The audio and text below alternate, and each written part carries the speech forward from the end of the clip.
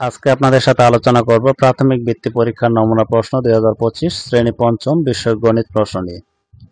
যারা পঞ্চম শ্রেণীর ছাত্রছাত্রীদের অভিভাবক আছেন এবং যারা কোচিং অথবা প্রাইভেট টিচার আছেন তাদের জন্য এই প্রশ্নটি খুবই ইম্পর্টেন্ট এবং গুরুত্বপূর্ণ।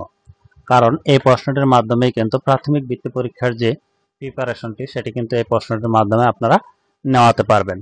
পঞ্চম শ্রেণীর অনেক স্টুডেন্ট আছে যারা সবকিছু পারে এবং সবকিছু বোঝে, কিন্তু তারা প্রশ্নগুলো আনসার করতে পারে না। কারণ হচ্ছে তাদেরকে প্রশ্ন মাধ্যমে তাদেরকে প্র্যাকটিস করানো হয় না।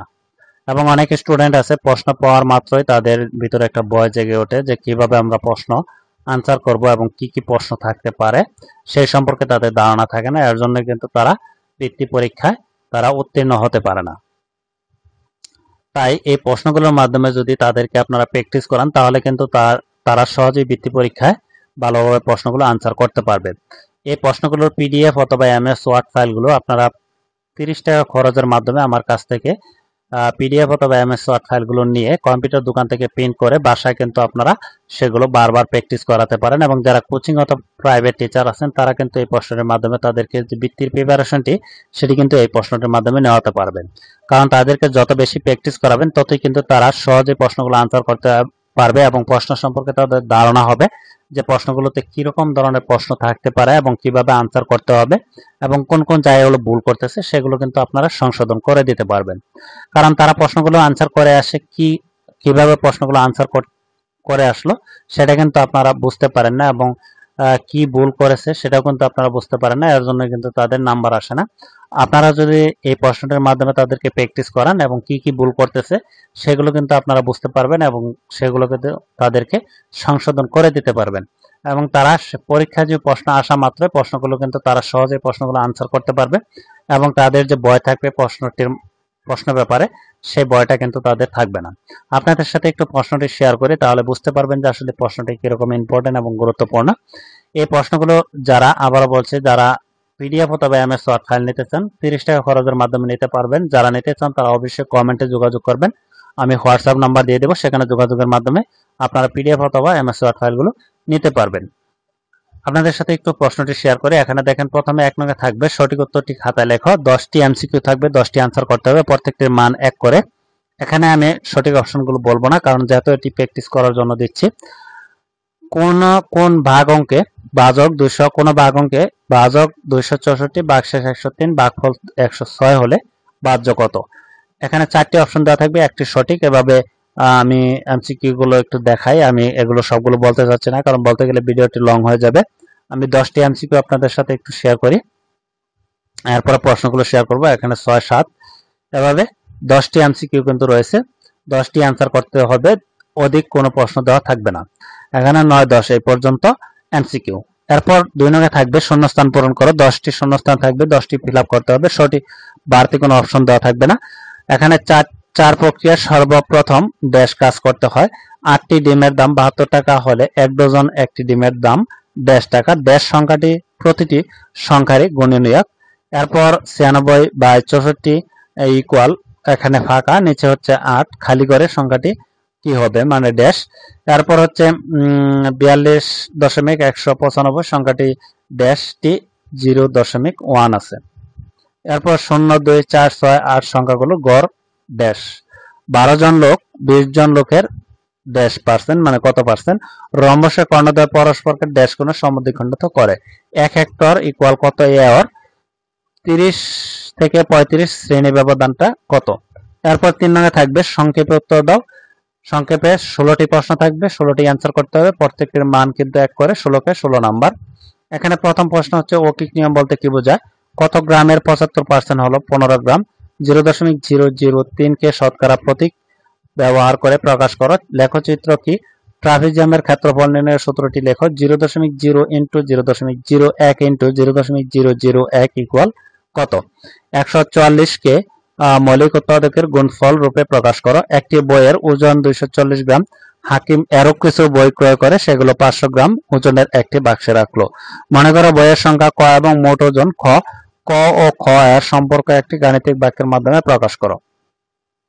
নাম্বার ভাগশেষ নির্ণয়ের সূত্রটি লেখো। 1 সংখ্যাটির মৌলিক সংখ্যা 9 কেন? ভাজ্য ভাজকের 34 গুণ ভাজক 1/2 হলে ভাজ্য কত? এরপর রয়েছে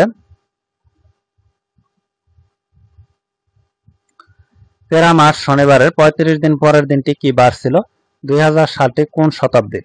মানুষ কোন উদ্দেশ্যে কম্পিউটার ব্যবহার করে? মাউস কোন ধরনের ডিভাইস? 0.2.4 ভাগ 0.3 ইন্টু 40 ইন্টু 0.125 মাইনাস 1 মাইনাস 2 হিসাবটি করতে একটি সচল ক্যালকুলেটরের কয়টি বোতাম চাপতে হবে? 4 নম্বর হচ্ছে মা এবং পুত্রের বয়সের সমষ্টি 60 বছর। মায়ের বয়স পুত্রের বয়সের 3 গুণ। তাদের প্রত্যেক বয়স কত? একটি আয়তাকার দৈর্ঘ্য 42 মিটার এবং প্রস্থ 36 মিটার। কোনো খালি জায়গা না রেখে আমরা ঘরের মেঝেতে বর্গাকার কার্পেট বসাতে চাই। মেঝেতে বিছানো যাবে এমন বর্গাকার কার্পেটের বৃহত্তমটির বা এক বাহুর দৈর্ঘ্য নির্ণয় করো। সম্পূর্ণ মেঝে কার্পেট বিছানোর জন্য এরো কয়টি কার্পেট লাগবে? এরপর 6 নম্বর হচ্ছে গীতার কাছে এক সমস্ত 5/6 লিটার এবং মামুনের কাছে 13/8 লিটার জুস আছে। কার জুসের পরিমাণ বেশি এবং কত বেশি? 7 নম্বর হচ্ছে সোহেল এবং হামিদার বাংলা, ইংরেজি, গণিত, বিজ্ঞান ও বাংলাদেশ বিশ্ব পরিচয় পরীক্ষার প্রাপ্ত নম্বর দেওয়া আছে। প্রত্যেকের গড় নম্বর নির্ণয় করো এবং দুইজনের মধ্যে ক পরীক্ষায় ভালো করেছে তা বের করো। কে পরীক্ষায় ভালো করেছে? এখানে নম্বরগুলো দেওয়া রয়েছে সোহেল এবং হামিদার।